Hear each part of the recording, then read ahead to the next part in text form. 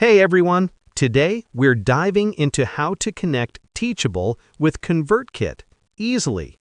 If you're new to ConvertKit, there's a free trial link in the description below. Feel free to check that out. For those who already have an account, just log in and follow along.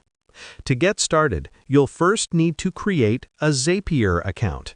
Zapier is what allows ConvertKit and Teachable to work together seamlessly.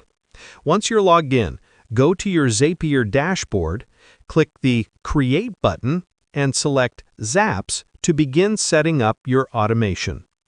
If you need help while setting it up, don't worry. Zapier's built-in Copilot feature will guide you through each step. Next, you'll want to choose both ConvertKit and Teachable from the list of available apps. Then, fill out the required details shown on the right side of your screen. To connect your ConvertKit account, click Sign In when prompted. You'll need to enter your API key to authorize the connection.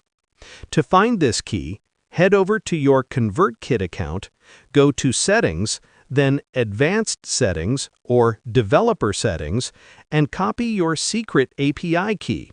Once you paste it into Zapier, click Yes, Connect to ConvertKit. Now, repeat this process to connect your Teachable account. You'll need to enter your email, password, and subdomain to complete the login. After connecting both accounts, configure your settings according to your needs.